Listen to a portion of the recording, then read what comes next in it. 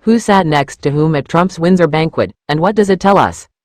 Buckingham Palace has disclosed a wealth of detail about the state banquet at Windsor Castle hosted by the King for Donald Trump.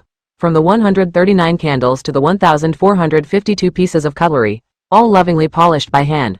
But all that anyone really wants to know about is the seating plan. In Windsor Castle's St. George's Hall, the 50-meter-long table runs the length of the room, offering a tantalizing indication of a pecking order among the 160 guests.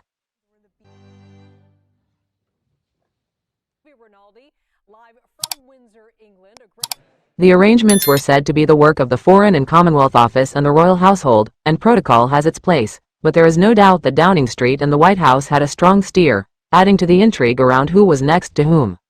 After a grueling period of media attention, did Keir Starmer's under-fire Chief of Staff, Morgan McSweeney, want to pull the ear of Rupert Murdoch, who was placed by his side? Was it Princess Anne's decision to sit within shouting distance of Rachel Reeves, who was on the other side of the U.S.?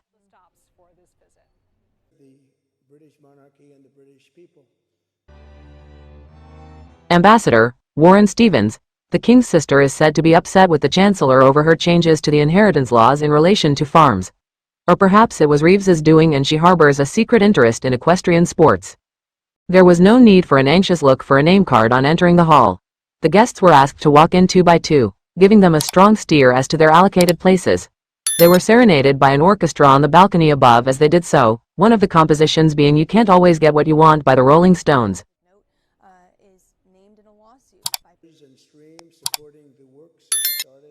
Donald Trump and the Princess of Wales. According to Chris Ruddy, the chief executive of the right-wing cable channel Newsmax Media, seated in the middle of the table, the U.S. president has a wonderful relationship with the king, who was to his left, but he did most of his talking last night with Kate. That may have been a disappointment to Michael Boulos, the president's son-in-law through his marriage to Tiffany Trump, who was on Kate's other side. As chief executive of the conglomerate SCOA Nigeria, which works in automotive distribution, assembly and equipment sales, among other things, he no doubt had a host of fascinating anecdotes to share. Rupert Murdoch and Morgan McSweeney. Had a whole graphic of how many Marine ones were the...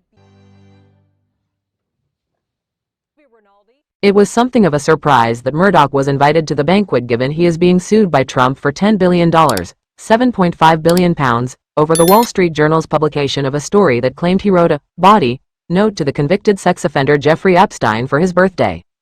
Murdoch's press has had innumerable conflicts with the royal family too, with Murdoch's News Corp newspapers apologizing and paying out earlier this year to the king's youngest son, Harry, for serial intrusion into his private life and that of his mother, Diana, the Princess of Wales.